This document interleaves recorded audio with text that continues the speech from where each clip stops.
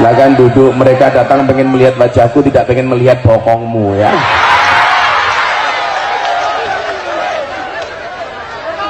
Di saat rame-ramenya virus corona saya harus berangkat karena saya ada janji pengajian di Taiwan dan di Hong Kong. Ternyata begitu sampai Taiwan dan Hong Kong, alhamdulillah baik-baik saja. Dan Anda tahu virus corona itu asal muasalnya dari mana? Dari kota Wuhan, Cina. Dan ternyata setelah saya selidiki, virus corona itu berangkat dari cangkem yang celutak. Kenapa saya katakan berangkat dari cangkem yang celutak? Hewan yang seharusnya tidak dikonsumsi, dikonsumsi. Makanya kenapa kemudian dalam Al-Maidah 27 itu soal makanan diatur. Apa yang boleh dimakan, apa yang tidak boleh dimakan. Ketika Allah memperbolehkan untuk memakan, berarti ada kebaikan. Tetapi ketika Allah melarang, pasti ada keburukan. Ini virus berangkat dari cangkem geragas. Jelas hewan-hewan yang tidak boleh dimakan, dikonsumsi.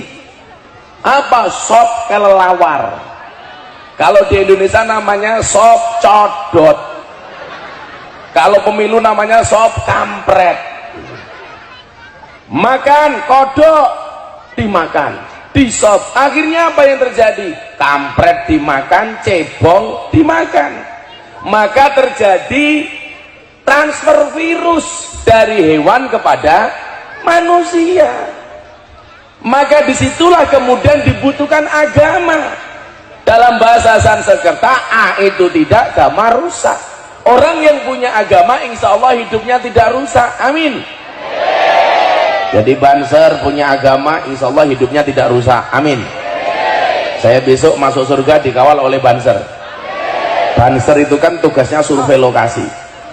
Jadi sebelum kiai masuk surga, surganya disurvei oleh Banser. Begitu surganya siap, kiainya masuk, Bansernya keluar lagi.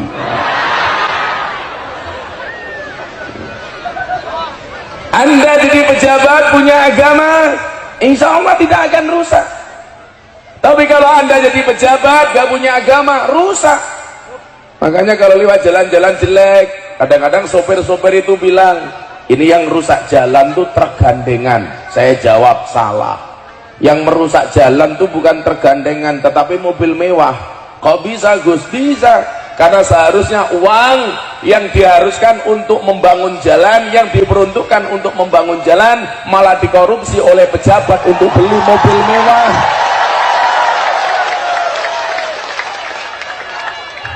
Betul? Maka itulah bedanya Ketapang dengan Jakarta. Kalau Ketapang itu banyak jalan berlubang, kalau Jakarta banyak lubang berjalan.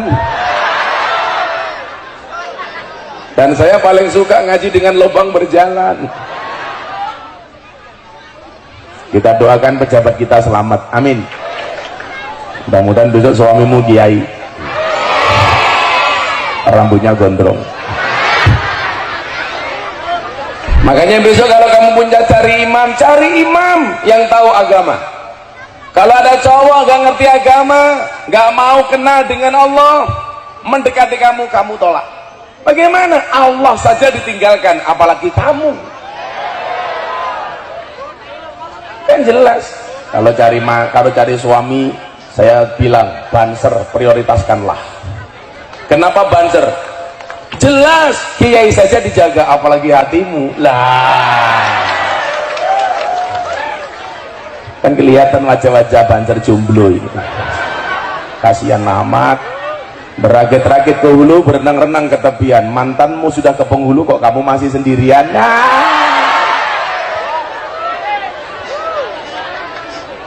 Kasihan amat.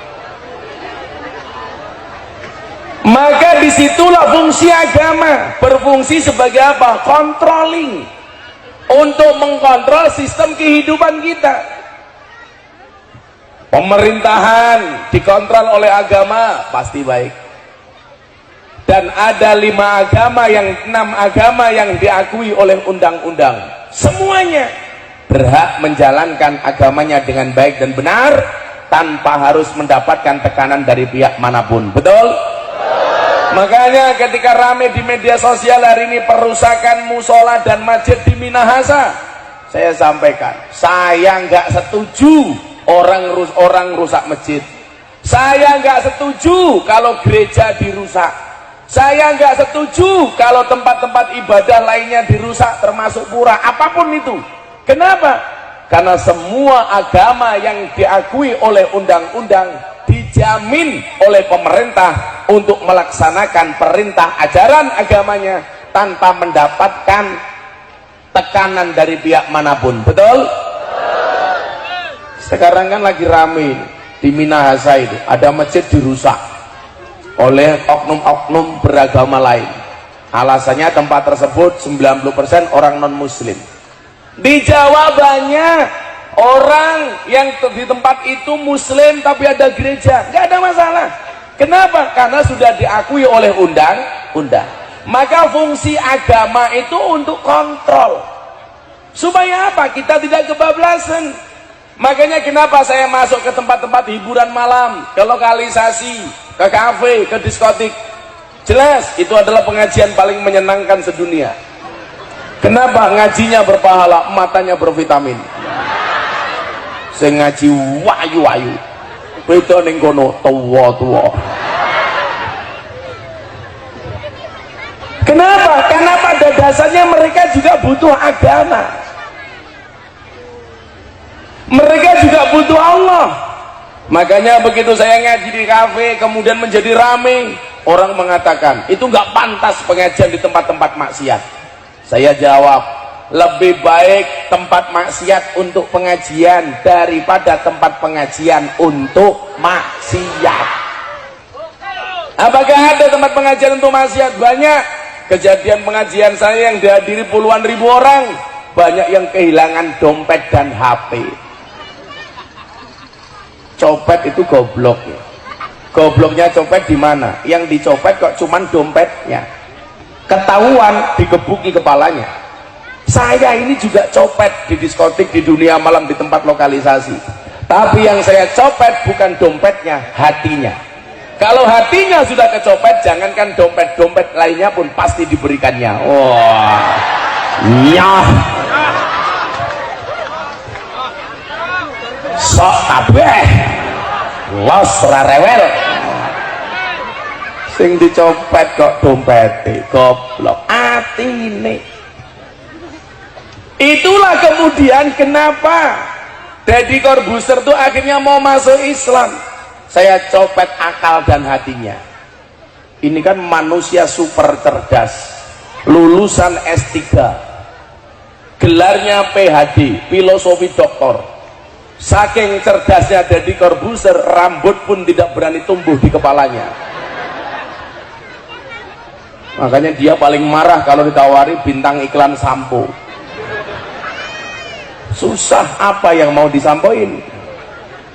Kalau saya kemarin ditawari jadi bintang iklan kopi, gara-gara saya kalau pengajian sering ngopi, tapi saya tolak karena iklan kopi semuanya bohong. Kopi kapal api, dibuka kopinya nggak ada kapalnya, kan bohong Pak.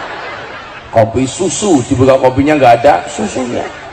Iklan itu yang jujur cuma satu, sarung gajah duduk, dibuka sarungnya ada belalainya lah.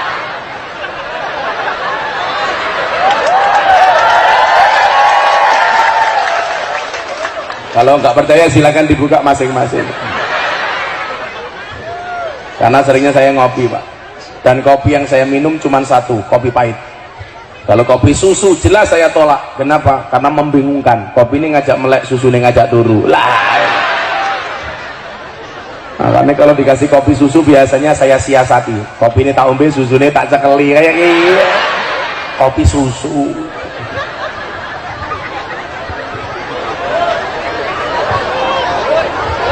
Sallu ala Nabi Muhammad. Mereka juga butuh agama sama dengan kita. Maka satu saat ketika saya pengajian di kafe, ada segerombolan orang Pak yang sok suci. Pengajian kita dibubarkan. Membubarkannya pun pakai teriakan takbir Allahu Akbar. Jadi Allahu Akbar untuk membubarkan pengajian saya di kafe. Kejadiannya sesaat sebelum saya datang. Begitu mbak-mbaknya sudah ngumpul, mereka siap-siap mau pengajian, tahu-tahu gerombolan ini datang. Kafenya diserang, botol dibanting dan lain sebagainya, sehingga mbak-mbak ini trauma untuk datang pengajian. Waktu itu saya jawab, kalimat takbir yang suci digunakan untuk membubarkan pengajian. Hebatnya di mana? Kalau dulu zaman Mbah Hasyim Asy'ari ketika resolusi jihad Allahu Akbar, santri semangat untuk membunuh penjajah. Sekarang kalimat takbir banyak disalahkan. Kalimat takbir bulan Ramadan untuk nutup rumah makan. Tutup rumah makannya, Allahu Akbar. Ada pengajian di kafe dibubarkan pakai kalimat takbir. Aneh, kalimat suci untuk pembubaran pengajian. Pengajian saya di Cianjur, Jawa Barat dihadiri 15.000 orang, dibubarkan dengan kalimat takbir. Takbir, Allahu Akbar. Langsung saya jawab, Sami Allahu liman hamidah. Supirku melu jawab, Rabbana walakal hamd. Malah kaya wong sholat. Akhirnya waktu itu sama wartawan saya bilang, kenapa Gus Miftah tetap ngeyel pengajian di tempat seperti itu? Karena pada dasarnya mereka juga butuh Allah. Kita itu sering menjadi hakim bagi kesalahan orang lain dan menjadi jaksa bagi kesalahan kita. Kalau ada orang berbuat salah, kita vonis. Tetapi kalau kita berbuat salah, kita bela. Hakim bagi kesalahan orang lain dan jaksa bagi kesalahan kita sendiri. Maka saya sampaikan, apakah mereka tidak butuh Allah? Butuh. Makanya kenapa saya sering ngopeni anak-anak pemabuk, lokalisasi, mbak-mbak PSK, WTS, lonte, begenggek, telembok.